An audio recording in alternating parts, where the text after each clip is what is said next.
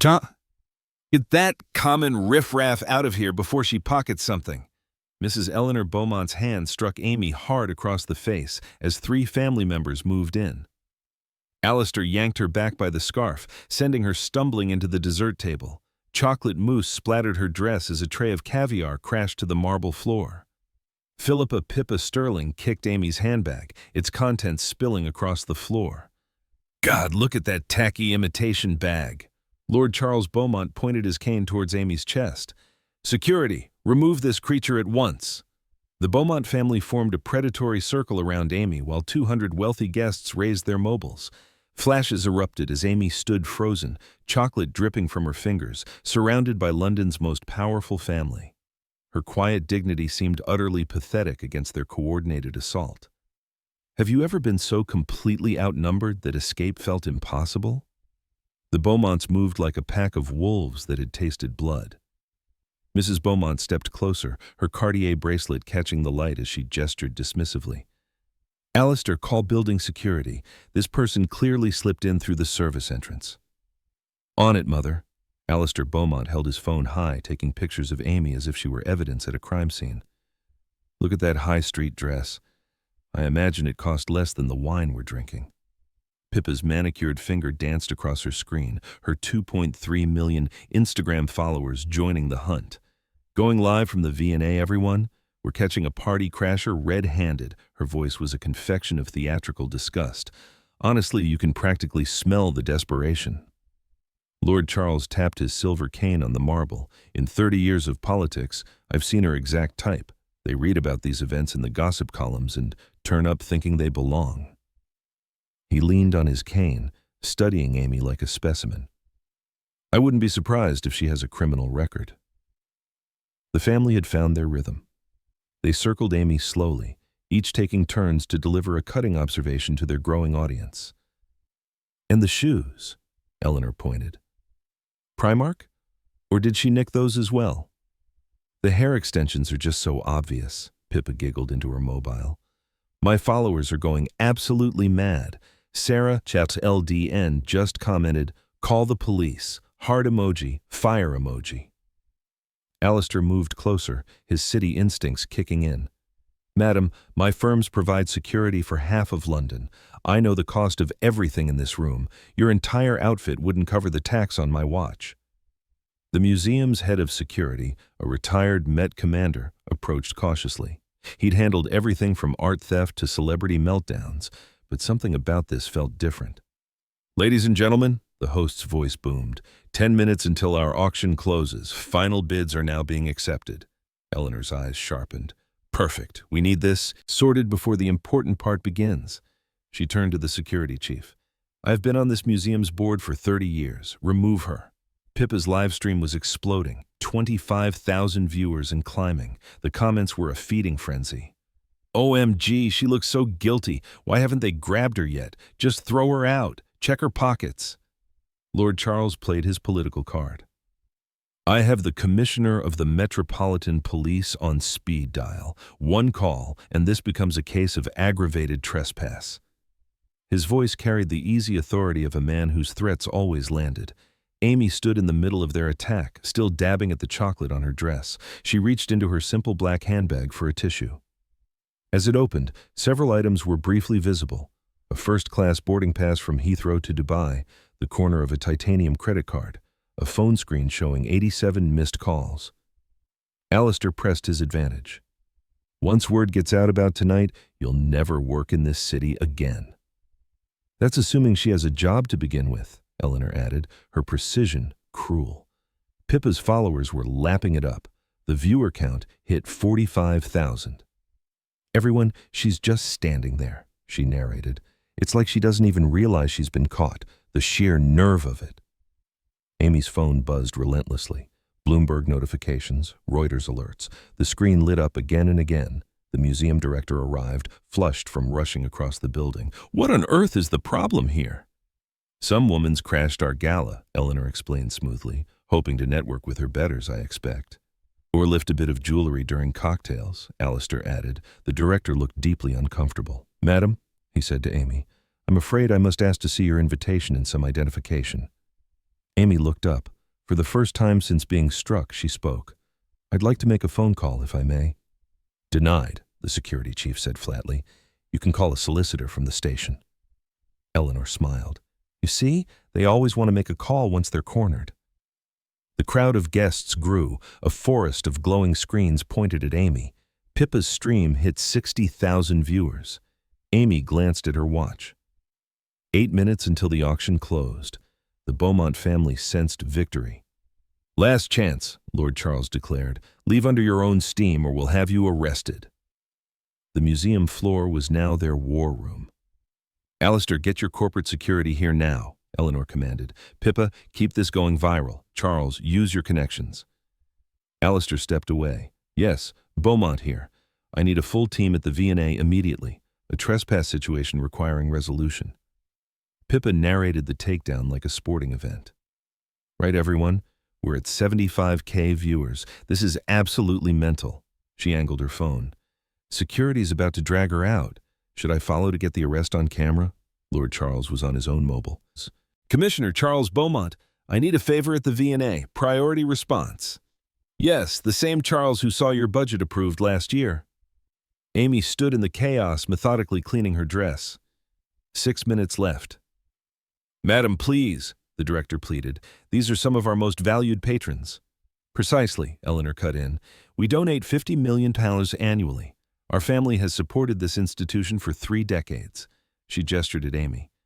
"Are you going to protect us, or this obvious gatecrasher?" The security team grew to 8 men, forming a loose perimeter. Alistair returned. "My security team are 3 minutes out. Full background check, criminal history, the lot.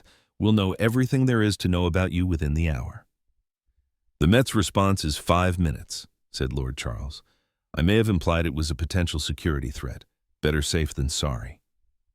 Amy looked at her watch again. Her composure slipped, just for a second. 5 minutes. The head of security's radio crackled. "Multiple units responding, due in 4 minutes. Eleanor's smile was predatory. "Perfect. I want this all documented for the legal proceedings." Amy's phone lit up with a video call. She glanced at the screen, and for the first time, her eyes widened slightly.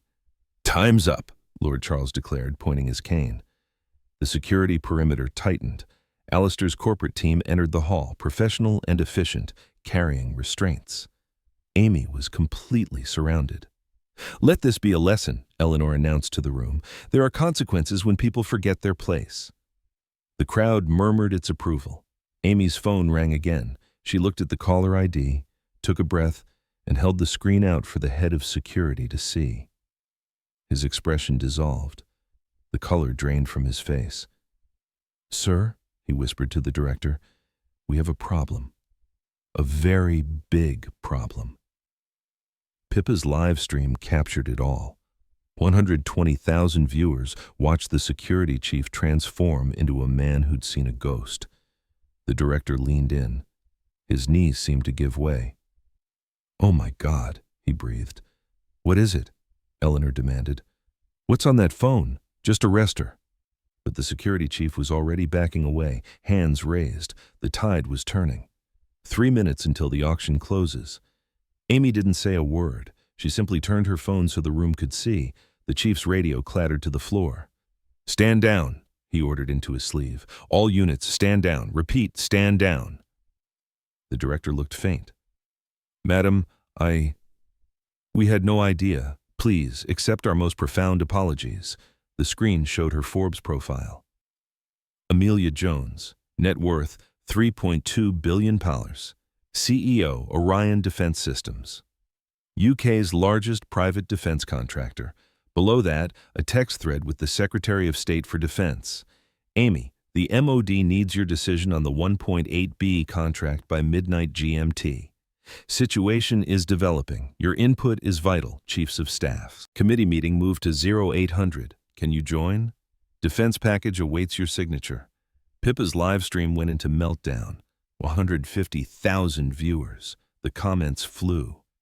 "That's Amelia Jones. She's a bloody billionaire. The Beaumonts are finished. This is the best thing I've ever seen."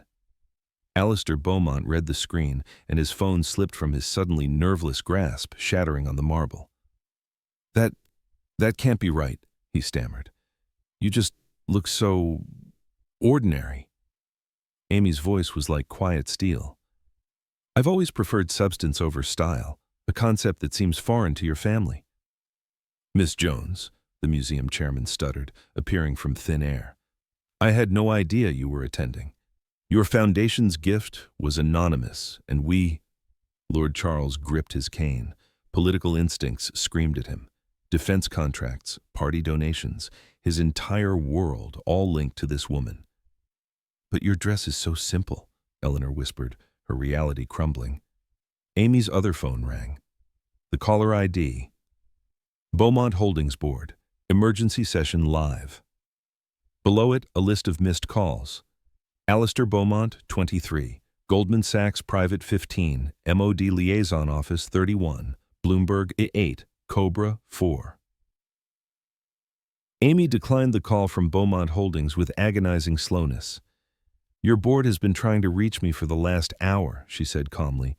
Something about renewing contracts worth $847 million. The security team melted away. Miss Jones, the director began again, desperate. On behalf of the museum, I deeply, deeply apologize. Amy held up a hand. The room fell silent. I tried to tell you I belonged here, she said, her voice normal, yet utterly commanding. I am tonight's largest single donor. Eleanor collapsed into a nearby chair. Largest donor? She croaked. Amy produced a folded document from her handbag. Victoria and Albert Museum, major gifts, pledge confirmation, donor, Jones Foundation, amount, $50,000. Purpose, contemporary artists from underrepresented backgrounds. Alistair finally understood. His company's biggest contracts, 15,000 jobs. Amy, he whispered, the defense contracts, 47% of your yearly revenue, she confirmed. $847 million. The auction timer struck 0. Since the Beaumont family is so interested in my affairs, Amy said, her voice cutting through the silence as she opened a leather portfolio. Allow me to educate you. Mrs. Eleanor Beaumont, your late husband's foundation. She produced a document. Anonymous donor 0001, $200 million over 5 years. The Hamilton Beaumont Foundation would cease to exist tomorrow without my funding. She turned to Alistair. Beaumont Holdings. Revenue last year, $2.1 billion. My contracts through Orion Defense Systems, $847 million. 40% of your business. She held up a contract. Page 47, morality clause. I can terminate immediately for conduct bringing my organization into disrepute. Page 63, cancellation penalties. Forfeit of all future revenue, plus liquidated damages of $340 million. Alistair swayed on his feet. Amy, I can delete the live stream, Pippa pleaded. I'll do an apology. Philippa Sterling. 2.8 million followers, Amy read, not looking up. Your main sponsor, Luxury Fashion Collective? My investment firm, Orion Capital, owns a 63% stake. Your Belgravia penthouse mortgage is with Orion Real Estate. One call, and your career, your home, your daughter's school fees, all of it vanishes by morning. Lord Charles tried one last time. Amy, surely you understand. Lord Charles Beaumont, £12 million to— She interrupted. My donations to your party over 6 elections. Your appointment to the Defense Select Committee came with my written endorsement. The military base in your constituency, 15,000 jobs, is operated by my company. One formal complaint about your behavior tonight triggers a security clearance review. The base shuts down. 15,000 people lose their jobs. Your political career is over. She closed the portfolio. So you each have a choice, a very simple one. My terms, or complete and utter ruin. My terms are as follows, she continued, her voice unwavering. Eleanor. A public apology, live within 24 hours, resignation from 3 charity boards, a $10 million donation to the Sutton Trust. The alternative? I pull all funding from the Hamilton Beaumont Foundation. It collapses and your husband's name is tied to a scandal. Alistair. An apology to all employees and shareholders within 12 hours. Mandatory bias training for all senior staff. Promote 3 qualified executives from non-traditional backgrounds to the board before the end of the quarter. The alternative. I terminate our contracts. Your stock price plummets. Your board sacks you.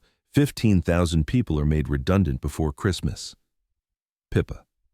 Delete the live stream now. Post a sincere public apology within 6 hours. You will spend 1 full year promoting only small businesses from underrepresented communities, donating 100% of your earnings to a social enterprise fund. The alternative. Every one of your sponsors drops you for moral turpitude. Your career is permanently destroyed. Lord Beaumont. You will give public testimony supporting new anti-discrimination legislation within 30 days. You will return my $12 million in donations to social justice charities. You will co-sponsor 3 major equality bills. The alternative? I testify before the Parliamentary Commissioner for Standards. Your career ends in disgrace. The base in your constituency closes for good. Amy checked her watch. You have 60 seconds to decide. Eleanor was the first to break. I accept your terms. Alistair, his face gray, nodded. Orion Defense Systems will have the full compliance of Beaumont Holdings. Pippa was crying too hard to speak but nodded frantically. Lord Charles stood tall, a man facing his political death with dignity. I accept full responsibility and commit to your agenda. Amy's portfolio closed with a soft final whisper. Excellent. My solicitors will deliver the compliance documents within 48 hours. Any missed deadline will result in the immediate implementation of all consequences. 2 years later, the legacy of quiet power. Amelia Jones stood at the podium of the World Economic Forum, her simple black dress commanding more attention than any sequined gown. True power, she said, doesn't announce itself. It builds systems that outlast the moment. The Jones Protocol was now a required case study at the London Business School. Amelia had married the MOD Permanent Secretary, Sir Michael Harrison, their partnership a formidable force for change. Her net worth stood at $4.8 billion. Eleanor Beaumont's memoir, Unlearning Supremacy, was a Sunday Times bestseller. She and Amy had formed an unlikely but genuine friendship. Alistair Beaumont found that inclusive leadership was also profitable. Beaumont Holdings' stock rose 47%. He stepped down as CEO to become an executive coach, having married Dr. Patricia Williams, the CNO Amy had insisted he promote. Pippa Sterling became social media's leading advocate for underrepresented businesses, her platform generating over $200 million in revenue for them. Lord Charles Beaumont became a respected cross-party champion for anti-discrimination law, re-elected with a huge majority. His greatest pride was his mixed-race adopted granddaughter, who completed his transformation. Amelia's victory was not about revenge. It was about restructuring a world. She had proven that dignity, when paired with strategy, was the most powerful force of all. What's your Amy moment? When has someone underestimated you? Share your story in the comments. Subscribe to True Justice Stories for more accounts of people who turned injustice into change. Remember, your dignity is your own. No one can take it. So the next time somebody tries to tell you your place, show them that your place is wherever you decide to stand.